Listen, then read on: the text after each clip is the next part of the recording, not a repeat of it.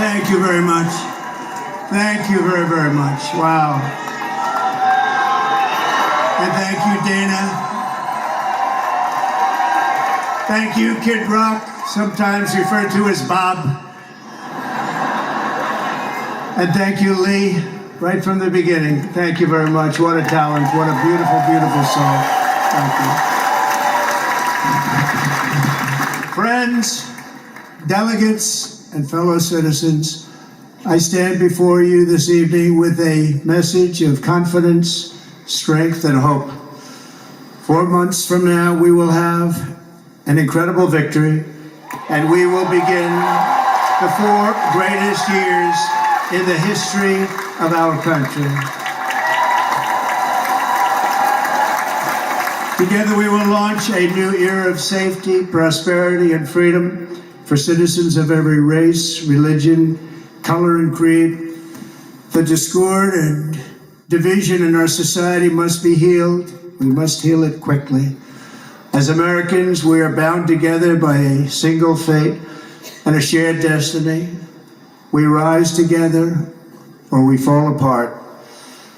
I am running to be president for all of America, not half of America, because there is no victory in winning for half of America. So tonight, with faith and devotion, I proudly accept your nomination for President of the United States. Thank you.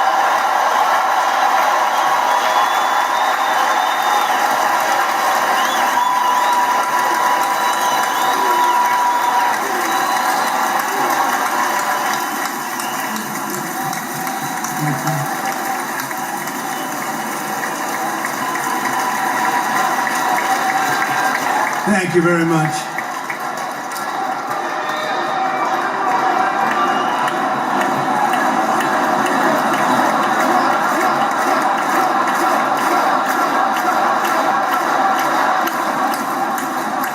Thank you very much. And we will do it right. We're going to do it right. Let me begin this evening by expressing my gratitude to the American people for your outpouring of love and support following the assassination attempt at my rally on Saturday.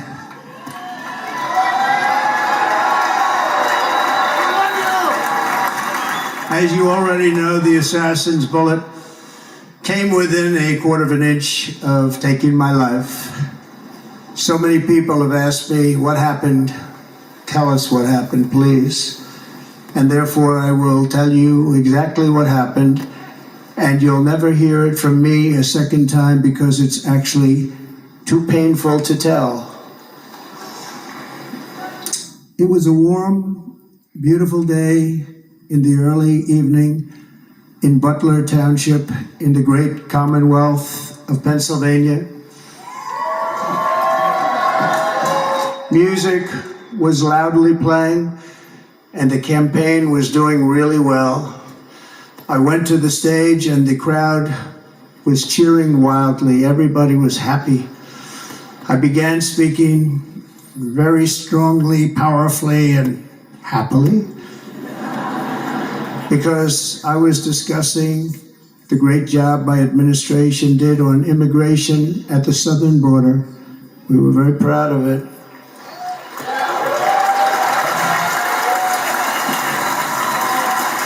Behind me and to the right was a large screen that was displaying a chart of border crossings under my leadership. The numbers were absolutely amazing. In order to see the chart, I started to, like this, turn to my right and was ready to begin a little bit further turn, which I'm very lucky I didn't do, when I heard a loud whizzing sound and felt something hit me really, really hard on my right ear. I said to myself, wow, what was that? It can only be a bullet. and moved my right hand to my ear, brought it down. My hand was covered with blood, just absolutely blood all over the place. I immediately knew it was very serious, that we were under attack, and in one movement proceeded to drop to the ground. Bullets were continuing to fly as very brave Secret Service agents rushed to the stage, and they really did, they rushed to the stage.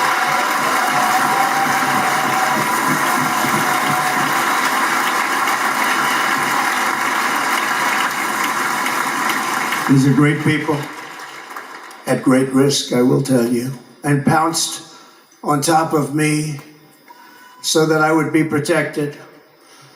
There was blood pouring everywhere, and yet, in a certain way, I felt very safe because I had God on my side. I felt that.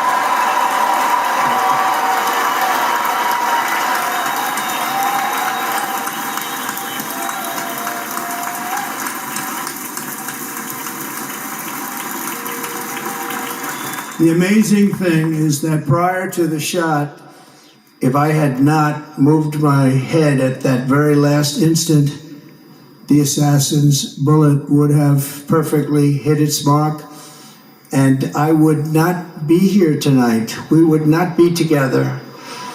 The most incredible aspect of what took place on that terrible evening in the fading sun was actually seen later. In almost all cases, as you probably know, and when even a single bullet is fired, just a single bullet, and we had many bullets that were being fired, crowds run for the exits or stampede, but not in this case. It's very unusual.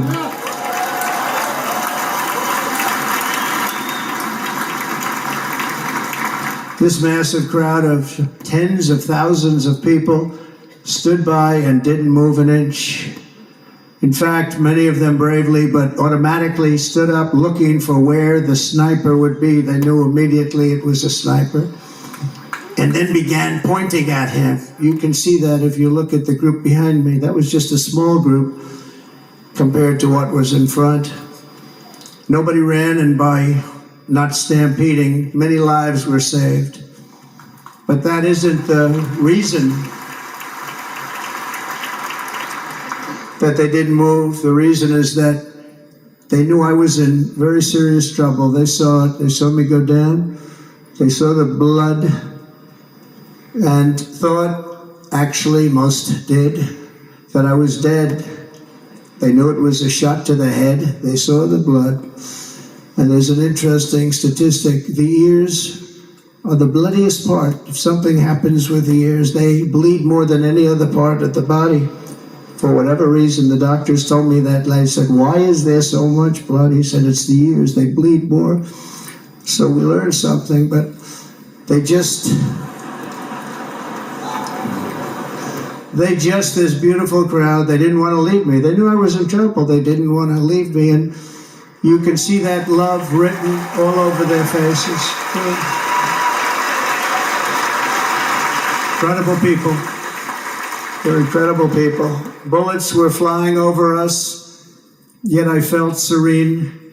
But now the Secret Service agents were putting themselves in peril. They were in very dangerous territory. Bullets were flying right over them, missing them by a very small amount of inches.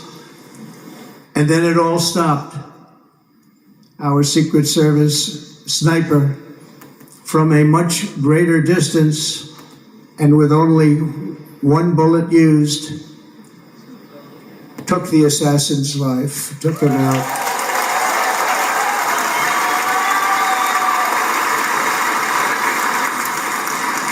I'm not supposed to be here tonight.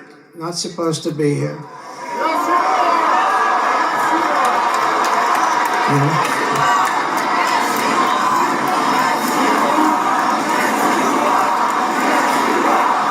Yes, you are. Yes, you are. Yes, you are. Thank you. But I'm not. And I'll tell you, I stand before you in this arena only by the grace of Almighty God.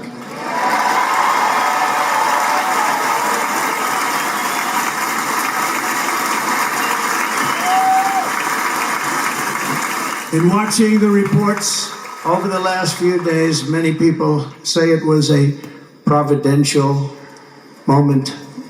Probably was. When I rose, surrounded by Secret Service, the crowd was confused because they thought I was dead, and there was great, great sorrow. I could see that on their faces as I looked out. They didn't know I was looking out. They thought it was over, but I could see it. I wanted to do something to let them know I was okay. I raised my right arm, looked at the thousands and thousands of people that were breathlessly waiting, and started shouting, "Fight, fight, fight."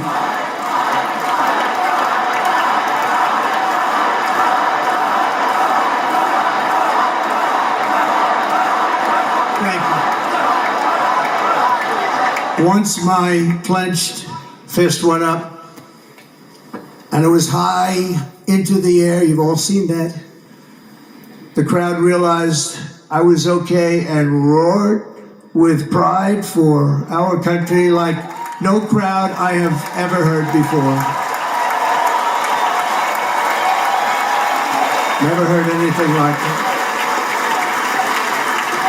For the rest of my life, I will be grateful for the love shown by that giant audience of patriots that stood bravely on that fateful evening in Pennsylvania. Tragically, the shooter claimed the life of one of our fellow Americans, Corey, comparator, unbelievable person, everybody tells me. Unbelievable. And seriously wounded. Two other great warriors, spoke to them today. David Dutch and James Copenhaver, two great people. I also spoke to all three families of these tremendous people. Our love and prayers are with them, and always will be. We're never going to forget them. They came for a great rally. They were serious Trumpsters, I want to tell you. They were serious Trumpsters, and still are.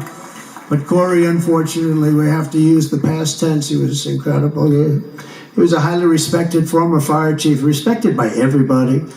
Was accompanied by his wife, Helen, incredible woman. I spoke to her today, devastated, and two precious daughters. He lost his life selflessly, acting as a human shield to protect them from flying bullets. He went right over the top of them and was hit. What a fine man he was.